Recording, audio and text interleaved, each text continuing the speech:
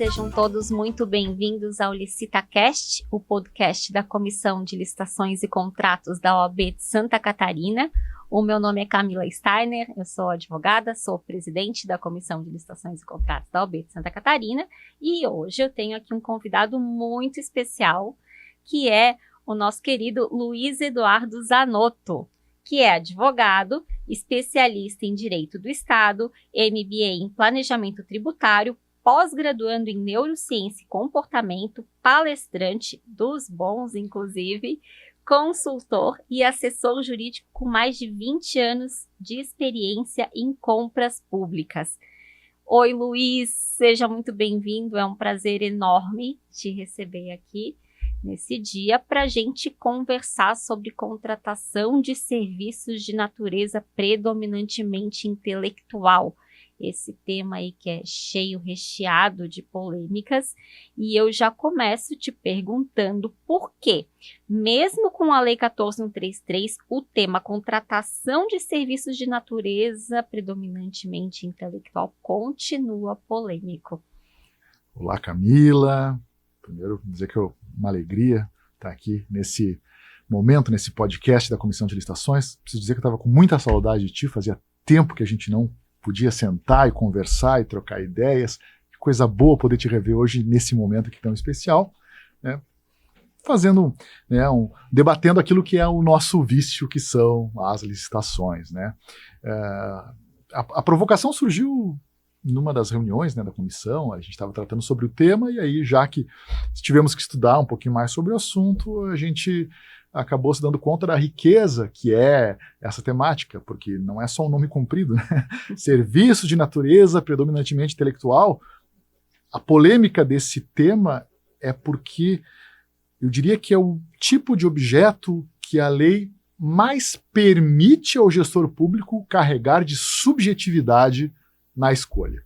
Então, enquanto que o critério das licitações é sempre optar por um critério objetivo de comparação, nos serviços de natureza predominantemente intelectual, justamente por exigirem uma ideia de criatividade, de capacidade de execução não mensurável, ela acaba conferindo de maneira não admitida essa subjetividade na lei. Então, parece um paradoxo, porque a gente aprendeu a vida inteira que licitação é critério objetivo, que disputa é objetiva, só que nesse tipo de serviço, não. O ideal, o contrário, na verdade, é que é a regra. Eu preciso trazer a minha subjetividade para esse tipo de contratação, para que eu possa ou escolher o fornecedor que eu quero, ou criar os critérios para avaliar dentro de uma pleiade de fornecedores. Seja como for, é um tema que ele é interessantíssimo, porque é o típico caso de engenheiro de obra pronta, né? Sempre depois que tu licita esse serviço ou contrata, tem alguém que diz, mas tem que fazer diferente, tem que fazer melhor, tem que fazer de outro jeito. Então, assim, é um tema riquíssimo e realmente temos, vamos dizer assim, poucos pilares para nos segurar, muito embora a lei seja bem específica nisso. E esse nome comprido, Luiz, o que é que ele significa, afinal de contas? O que é um serviço técnico de natureza predominantemente intelectual, no teu entendimento? Vamos lá. Esse tipo de serviço, se a gente pensar a lei como lá no artigo 11 da 14, que o principal elemento do artigo 11 é o resultado, então as licitações servem para trazer um resultado útil para a administração. Nesse tipo de serviço, o resultado que se espera, ele está vinculado diretamente à capacidade intelectual do prestador. Então, quando eu falo de natureza predominantemente intelectual, eu estou dizendo que a habilidade inata do prestador, na questão de experiência, na questão de criatividade, na questão de sucessos anteriores, que acaba sendo, né, o fundamental para definir esse tipo de objeto. Então, assim, serviços técnicos, né, são serviços que requerem uma certa capacidade maior de execução, que não são simplesmente serviços mecânicos ou repetitivos, cuja especificidade está justamente ligada a essa capacidade intrínseca, né, do prestador. A gente imagina como, por exemplo, pintar, né? Pintar. pintar uma parede é uma coisa, é um serviço mecânico. Pintar um quadro, aí já exige... Criar uma obra. Exato, já exige do prestador algo a mais do que simplesmente passar papel em uma tela ou em uma parede, enfim.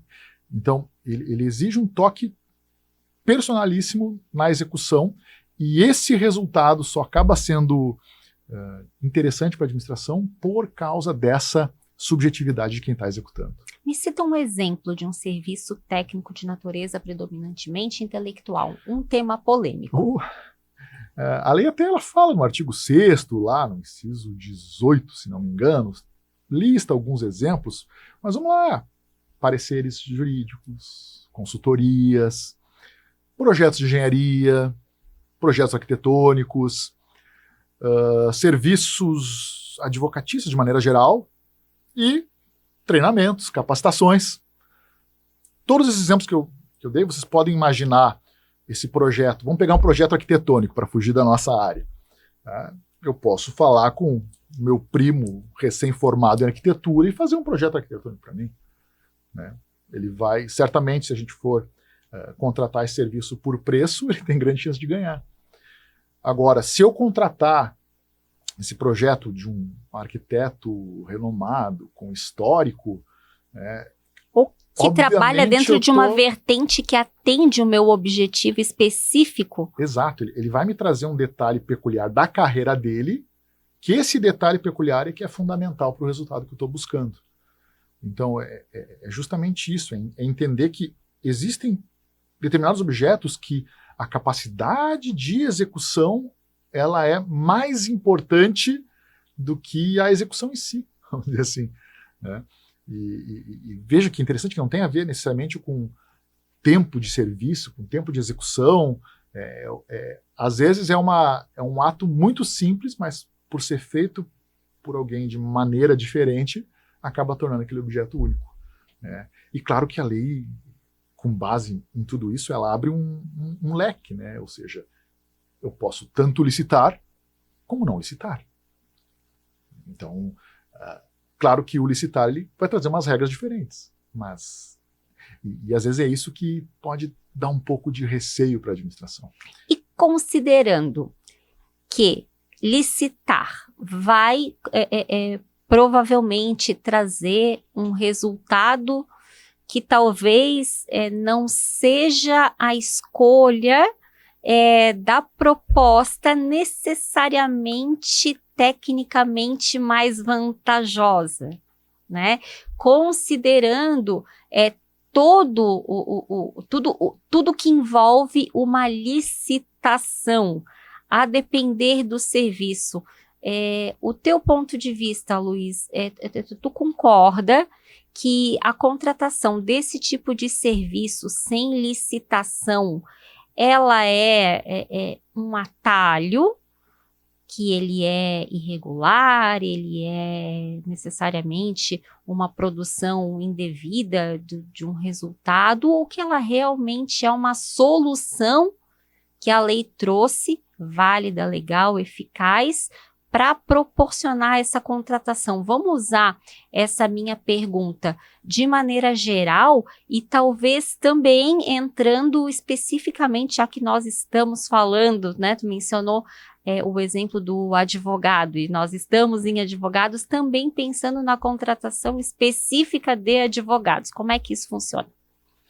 A Camila montou agora para mim uma cama de gato aqui. Eu vou tentar passar por ela sem tocar nenhuma sineta. Difícil. Lá. Complicado. Mas assim, na minha carreira eu já vi licitações técnica e preço que deram muito certo e licitações técnica e preço que deram muito errado. Então, ambas para contratar serviços de natureza predominantemente intelectual.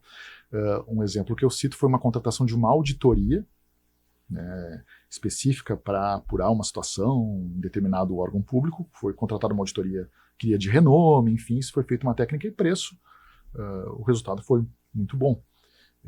Foi o fornecedor que venceu a licitação apresentou vários requisitos técnicos e o objeto foi muito bem executado. Por outro lado, teve uma outra licitação, técnica e preço, também de serviços jurídicos, no caso, onde o vencedor acabou demonstrando muita bagagem técnica, mas pouca habilidade na execução. Então, não existe uma receita de bolo, vai dar certo, vai dar errado. O que existe são caminhos que a lei traz. O que a lei vai deixar claro para o gestor público?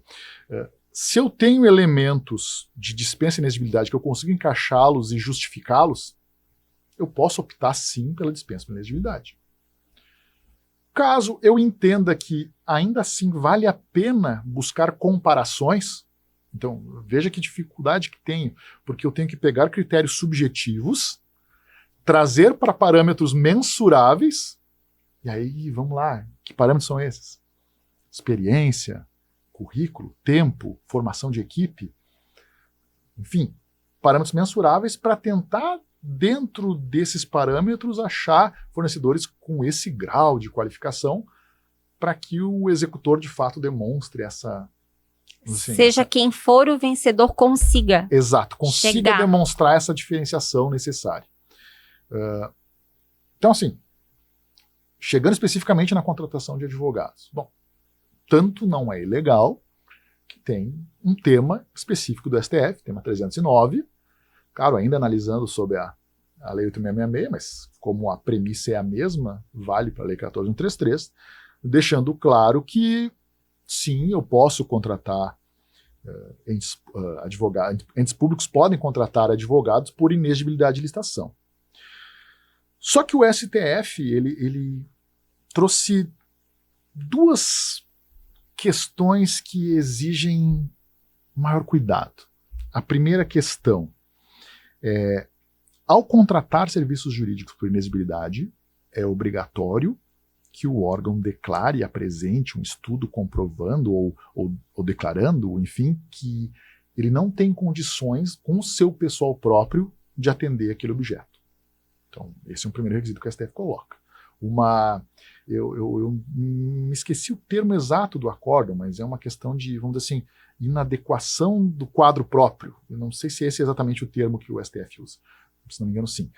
Mas ele diz assim, eu enquanto advogado da casa, esse tema é tão específico, ou eu tenho tanto volume de trabalho que eu não consigo, enquanto procurador jurídico ou advogado concursado, não consigo atender essa demanda, por isso eu vou contratar, autorizo ou entendo viável uma contratação por inexigibilidade. Então, essa declaração de impossibilidade de atender com quadros próprios.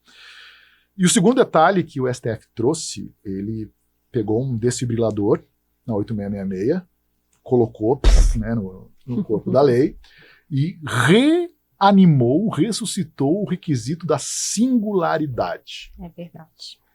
Que existia na 8666 e não existe na 14133. Não foi replicado na 14133 e nas legislações que antecederam a 14133 também não era mencionada. Cito a lei que alterou o Estatuto da OAB, dizendo que advogados podem ser contratados por notória especialização, e não menciona a singularidade, e na lei que alterou também a lei dos contadores, que também diz que serviços de contabilidade não dependem, né, da singularidade.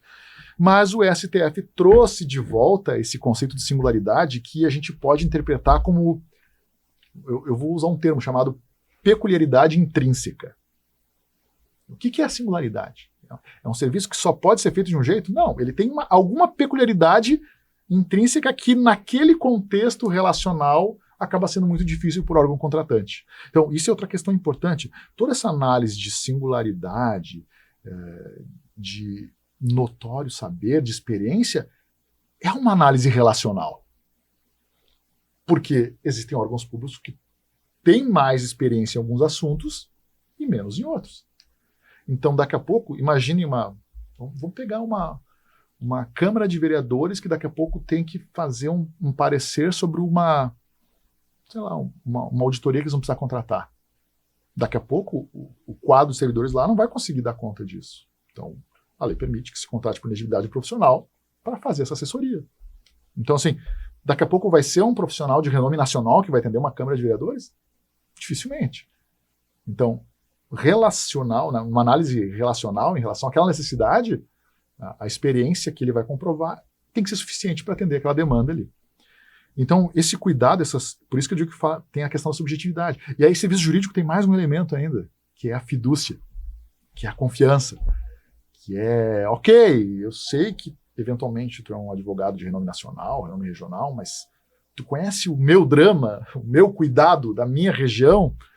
E se a gente sabe que relação cliente-advogado é uma relação de confiança. Se o cliente não olha nos teus olhos e não se sente amparado, tu pode ter quantos diplomas quiser, ele não vai querer te contratar. É a vida dele, né? Exato. Então, assim, qual é a dificuldade? Colocar toda essa carga subjetiva em parâmetros justificáveis dentro de uma contratação. Então, não vejo problema.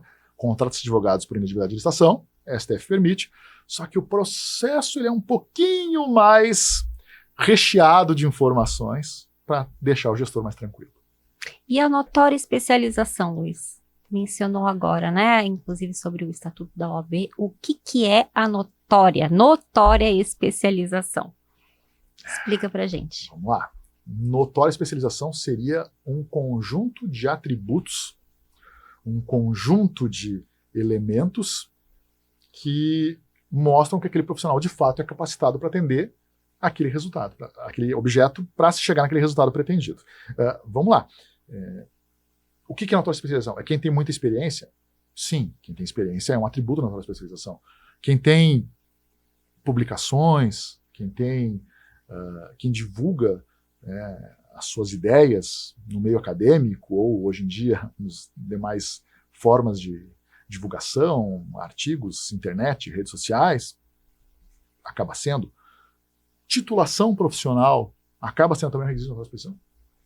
Sim, é um profissional que está comprovando que ele está estudando, está se mantendo atualizado, conhece muitos temas. Então, na verdade, de novo, né, a relação de notória especialização ela é vinculada justamente ao objeto. Então, assim, não basta eu ter uma titulação acadêmica, uma experiência, se essa minha experiência, se essas minhas publicações, essa minha titulação não é necessariamente aderente àquela necessidade que você está contratando. Entra naquele exemplo que tu deu, inclusive, né, que o escritório contratado demonstrou, não sei se academicamente, né, mas enfim, demonstrou a comprovação de experiência teórica, talvez, a respeito do tema, mas não demonstrou ter a habilidade para executar o objeto que estava se destinando naquela contratação. Perfeito. E até outra questão, por exemplo, o fato de eu ser um notório especialista na área penal, daqui a pouco, não me credencia como notório especialista em uma demanda tributária. Então, se a demanda do órgão contratante é uma demanda tributária, a experiência penal do profissional não adianta muito pouco. Então, é um conjunto. Então, o que eu vejo como maiores erros quando se caracteriza a notória especialização é tentar limitar. Ou se limita só na experiência, ou se limita só na titulação, e aí acaba sendo sempre uma análise um pouco manca, vamos dizer assim, como se fosse um banquinho que uma perna tu corta, assim, uma perna mais alta que a outra. Então, acaba não sendo uma análise global e às vezes é nisso que se peca. Né? Se entende que notória especialização é uma coisa só, ou só fidúcia. Então, não, na verdade é o conjunto, né? O conjunto que vai demonstrar essa situação. Que é um conjunto que tem que ficar muito bem caracterizado, né? E ao que tu atribui, Luiz, o porquê de os órgãos públicos terem tanta dificuldade em contratar bons especialistas? Vamos trabalhar em cima de um tripé, já que o exemplo é geométrico. Vamos seguindo, né? Existe um tripé perverso, eu diria, cuja primeira perna seria um medo de controle. Então, tudo aquilo que foge do feijão com arroz, o trivial, já dá um medinho, um frio na espinha. Então, assim, até é engraçado que pouco tempo atrás estava lendo sobre uma pesquisa que o TCU fez lá em 2019, sabe, aquelas pesquisas que ele manda um monte de frase para os gestores, de concordo totalmente, discordo e tal, e duas dessas respostas chamaram a atenção. 60% dos gestores concordaram plenamente que o medo do controle é um empecilho para contratar soluções inovadoras. Então, eu não vou inovar porque eu tenho medo de que alguém me puxe as orelhas depois. E outra assertiva foi 67% dos gestores discordam que se sentem seguros para contratar soluções inovadoras. Embora a lei diga que é obrigação, né? A lei incentive isso. Mas por quê? Porque eu estou contratando coisa que eu não sei, não conheço, vai que depois me chame a atenção. Então, se para contratar um objeto inovador já é difícil, né, o que dirá um prestador de serviço com uma proposta inovadora. Acaba sendo difícil também. A segunda parte do tripé, a segunda perna, seria a dificuldade da burocratização excessiva. Então, já falamos aqui várias vezes em justificar, instrumentalizar processo, aquela justificativa da subjetividade acaba não sendo tão fácil assim, né? Então, ao mesmo tempo que parece os órgãos de controle querem incentivar, não, fomentem aspectos técnicos, mas quando se tenta fazer uma licitação, uma contratação com base só em aspectos técnicos, vem sempre aquela, mas está direcionando. Mas essa exigência é muito restritiva. E aí acaba sendo simplesmente currículo e titulação acadêmica.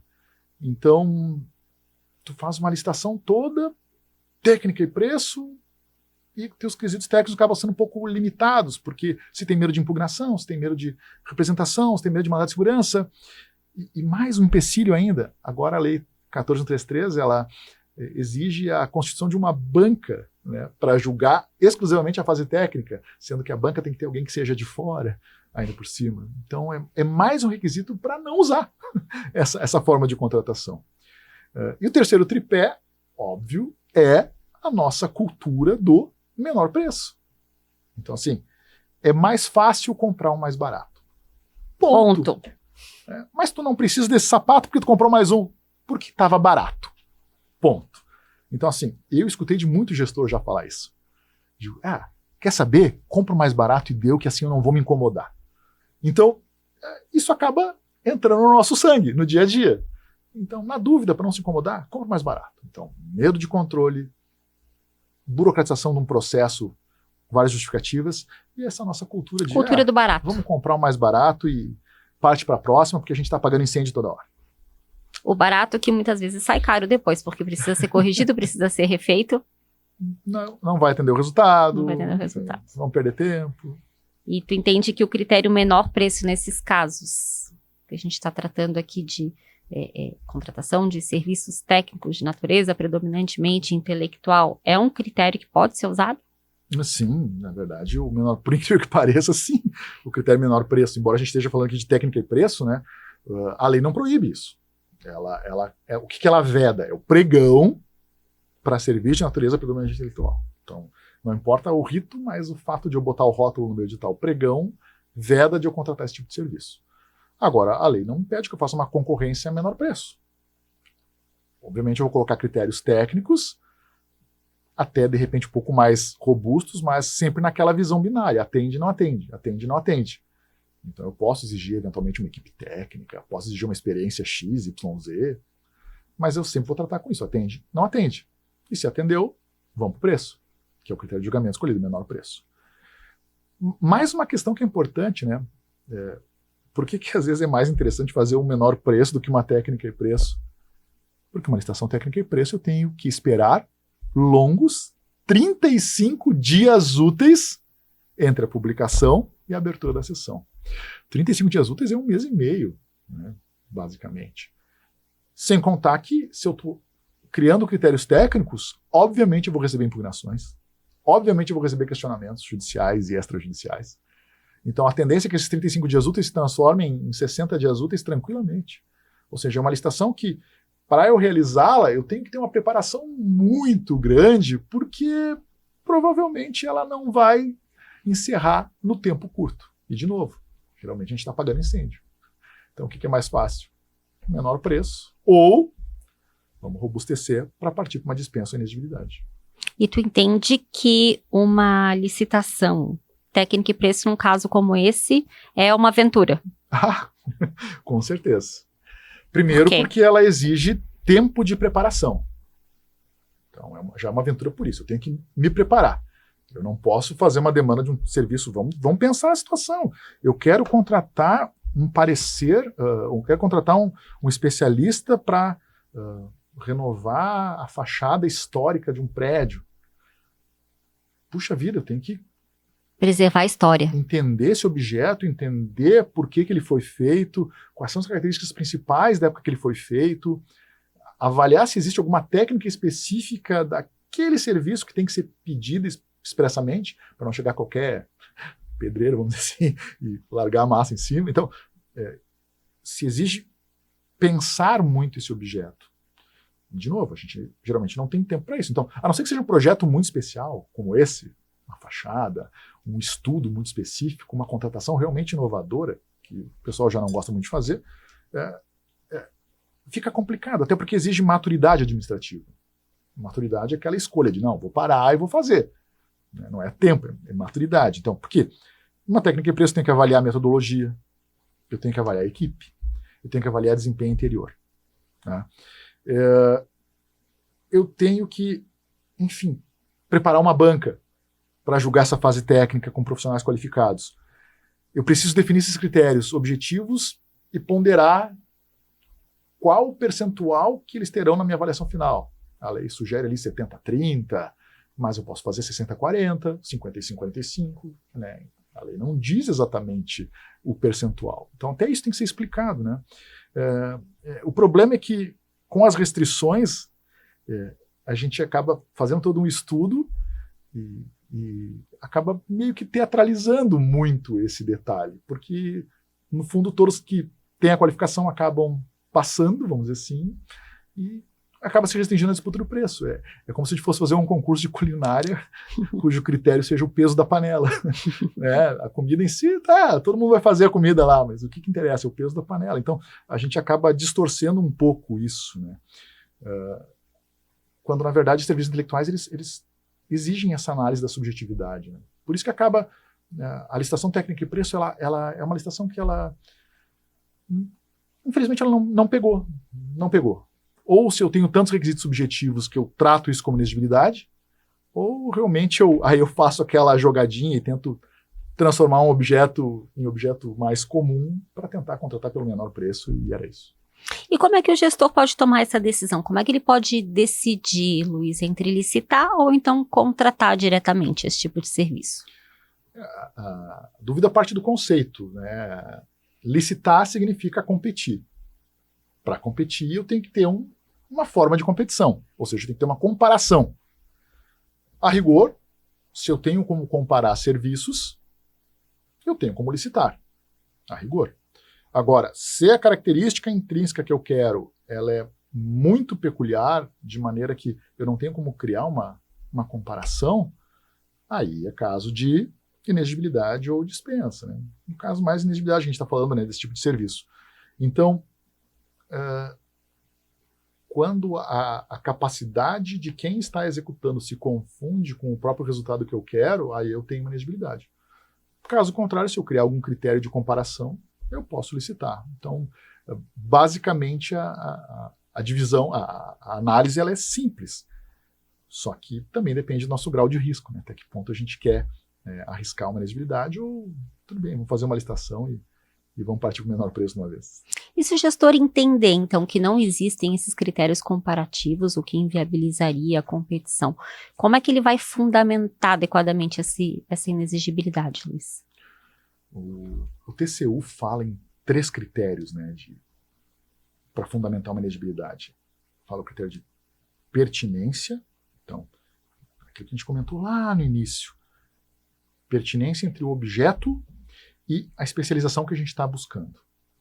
Então, se realmente a especialização vai me trazer mais garantias de que o resultado seja mais próximo daquilo que eu quero, esse é o primeiro critério. O segundo seria essencialidade, ou seja, a capacidade intelectual daquele prestador tem que ser essencial também para a execução daquele objeto. Então, pertinência, de fato a capacidade em si, e aí o detalhe mais subjetivo que vem a ser essa que a gente também questionou já, a notoriedade.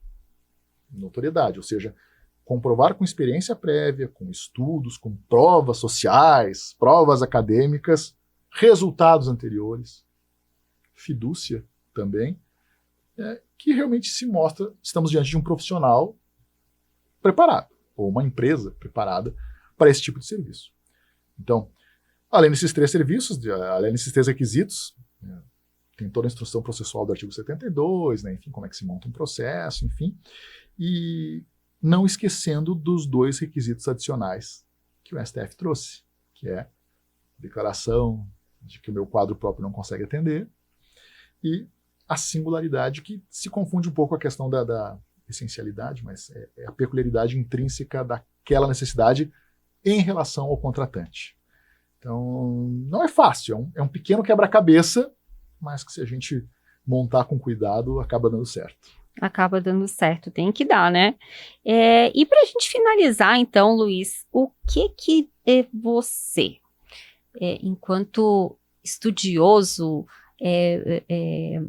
um estudioso bastante afeito a essa área que eu sei, o que tu dirias para um gestor público que está travado nessa decisão entre licitar ou contratar por inexigibilidade? O que tu aconselharia? Qual seria a tua recomendação para esse gestor?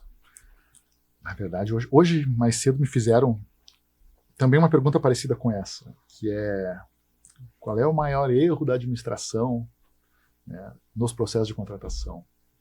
Por que a gente trava? Por que a gente para? Por que a gente hesita em tomar decisões? E tudo isso acaba convergindo para a ausência ou, né, insuficiência de fundamentação. O nosso grande defeito enquanto administração pública é fundamentar de maneira simplista. E eu não digo que seja poucas palavras, mas é prolixidade, às vezes, em dizer que estou querendo atender o interesse público,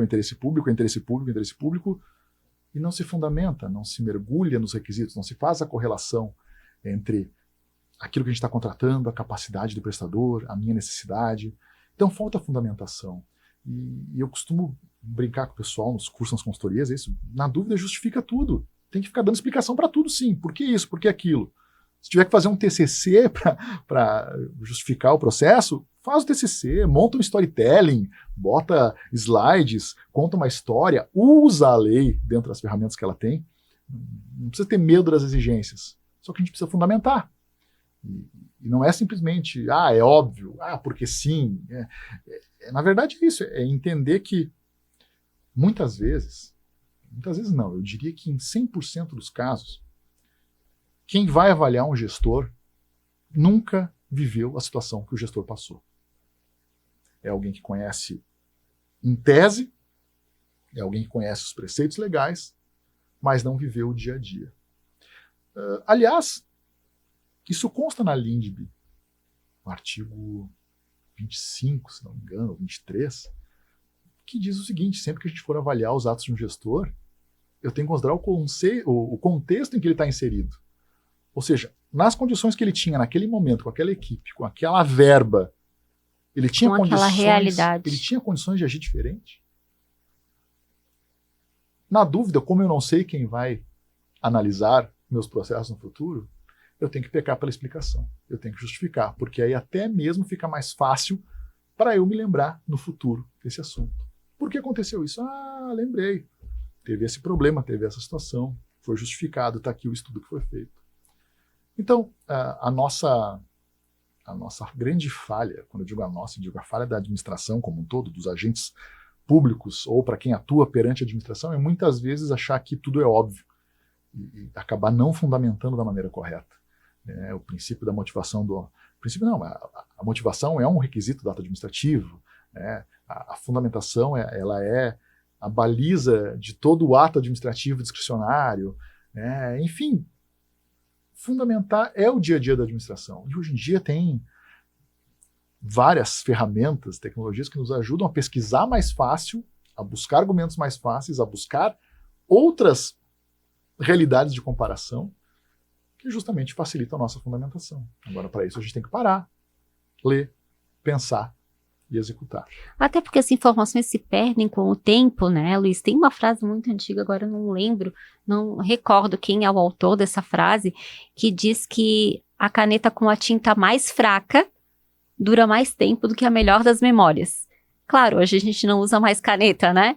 Mas é essa a premissa, né? Se eu registrei aquela informação, se eu registrei o contexto em que eu estou inserido e o que me levou, enquanto gestor, a tomar aquela decisão, considerando o contexto, fica muito mais difícil ser questionado futuramente a respeito da decisão que eu tomei. Já estou explicando aqui. Esse contexto me levou a isso, a entender por esse, né, decidir por esse caminho. E acho que essa tua dica é fundamental, até porque o que a gente vê na maioria dos casos de responsabilização não é o gestor está sendo penalizado porque fez, é porque não justificou adequadamente. Não se entendeu o que ele fez. Exato. Né? Por que foi tomada essa decisão? Teria outras, poderia ser tomado outras. Por que essa especificamente? Não tem justificativa para... Exato. Né? Até tem, mas ela não está explícita. Não tem justificativa consignada, exato, no caso, né? Explicitada. Então, realmente a tua fala, ela é de grande valia, é uma dica preciosa que a gente deixa aí para os... Se a gente pudesse resumir, né, a questão, então, serviço técnico de natureza predominantemente intelectual. Posso licitar? Posso. Dá trabalho? Dá. Preciso fazer técnica e preço? Não necessariamente. Né? Desde que eu crie critérios comparativos em que eu consiga elevar a régua, vamos dizer assim, da qualidade. Mas, se eu tenho um contexto em que me aponta que determinado profissional é o mais indicado, seja por conhecer as peculiaridades do contratante, do local, enfim, eu não tenho receio nenhum em fazer uma contratação por inexigibilidade de licitação, porque a lei também dá guarida para isso. A lei também protege isso. Ela coloca isso como opção, né, do gestor. Então, o que a gente precisa fazer é isso, se resguardar de fazer um processo administrativo bem feito, bem fundamentado, com todos os requisitos, para tempos depois, quando houver questionamentos, as respostas já estarem todas prontas na época da contratação. Não faz sentido demonizar porque é mais uma opção. Com certeza. O que a gente precisa tão legal quanto as outras. Caixa de ferramentas, né? São várias ferramentas que a gente tem. Vale escolher a melhor. Certo. Então tá, Luiz. Te agradeço assim, pela tua brilhante explanação. Tenho certeza que todo mundo que tiver a oportunidade de ouvir vai ficar muito esclarecido e a respeito do tema. É um tema realmente muito interessante. Então, mais uma vez, parabéns e obrigada pela tua participação. Obrigada a todos que participaram como ouvintes do nosso podcast. Continuem acompanhando a gente. Até uma próxima oportunidade.